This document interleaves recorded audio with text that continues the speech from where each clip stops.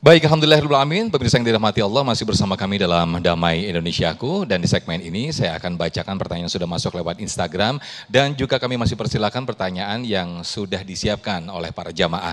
Kepada jamaah ibu-ibu, silakan boleh berdiri yang sudah disiapkan mic-nya, diperkenalkan namanya dan silakan disampaikan pertanyaannya dan akan dijawab oleh Ustazah Syifa. Silakan Ibu. Bismillahirrahmanirrahim. Assalamualaikum warahmatullahi wabarakatuh. Waalaikumsalam warahmatullahi wabarakatuh. Alhamdulillah di sore hari ini kita telah banyak mendapat ilmu walaupun baru berapa jam ya Ustadz dan Ustazah. Mohon maaf, dengan Ibu siapa? Saya, oh ya lupa, Iya. Sudah tadi Pak. Belum Ibu? Saya Yeni Taufik. Ibu Yeni Taufik, Iya. Baik. Nanti muncul di layar kaca nih, Ibu Yeni Taufik. Iya Pak. Baik, Terima silakan kasih. Ibu. Pada sore hari ini judul kita adalah bertawakalah, takdir Allah tak pernah salah. Dari tadi kita sudah mendengarkan tawakal dan takdir.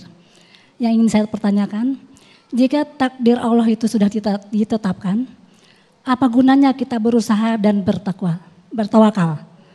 Begitu Ustazah dan Ustadz. Terima kasih. Wassalamualaikum warahmatullahi wabarakatuh. Waalaikumsalam. Silakan Ustazah. Ya, ini berkaitan dengan konsep ikhlas ya. Setelah takdir itu terjadi, kita temui banyak dari hati kita yang tidak menerima, kemudian kita ungkit. Ngapain saya ibadah kemarin ya? Ngapain saya takwa? Ngapain saya doa sama Allah, ngangkat tangan tiap malam tahajud 12 rakaat? Kan ada orang yang kalau tahajud punya hajat doang Ustaz. Gitu ya, lagi punya hajat tahajud. Ada yang sholat Jumat karena lagi punya hajat gitu ya. Ada yang solehnya karena momentum saja, solehnya karena tempat lagi ke Mekah, Madinah, tiap waktu sholat. Zuhur jam 12, jam 9 udah berangkat ke masjid. Tapi nyampe Indonesia dia nggak sholat, ditanya kenapa nggak sholat, udah saya rapel semuanya di Mekah, Madinah katanya.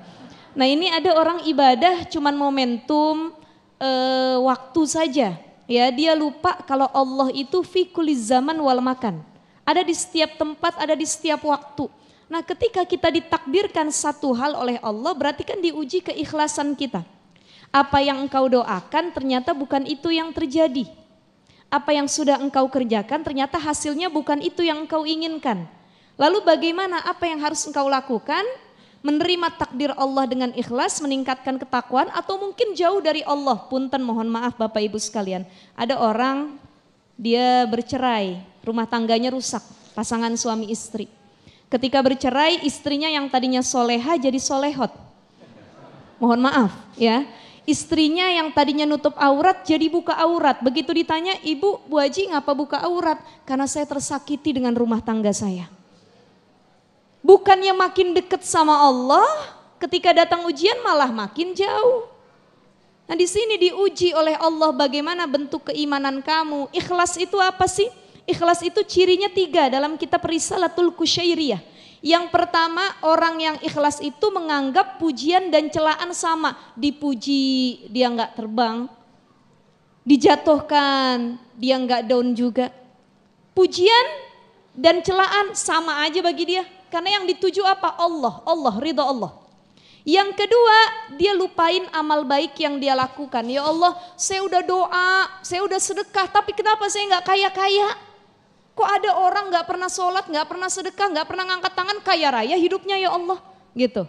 Jadi ikhlas itu lupain amal baik kita, gak usah diingat, itu urusan Allah. Dan yang ketiga, lupakan hak amal baik. Contoh, dengan amal baik yang kita lakukan, ya Allah saya sedekah 1 juta. Saya berharap nanti dibalikin 1 miliar sama Allah. Kan ada yang begitu. Sedekah niatnya bukan karena Allah, tapi biar dapat balasan lebih baik. Saya nolong orang biar kalau saya susah ditolong lagi sama dia. Rupanya nggak ditolong, kecewa kita. Udah saya tolong, kalau bukan karena saya nggak bisa begitu dia tuh. Mulai hati kita mengumpat tidak terima dengan takdir Allah. Kenapa? Karena masih pengen balasan dari hak amal baik itu. Maka kuncinya adalah setelah dapat ujian, takdir yang ada tidak sesuai dengan ekspektasi yang kita inginkan, kembalikan kepada Allah. Wa ufawwidu amri ilallah. Yang Allah takdirkan sudah yang terbaik. Punten mohon maaf, ada orang yang dikasih miskin terus. Kenapa saya nggak kaya-kaya? takutnya kalau dia kaya menurut Allah gitu ya, kata Allah aku jadikan engkau kaya tapi engkau jauh dariku. Udah nggak apa-apa engkau nggak kaya raya tapi engkau nggak seperti Korun.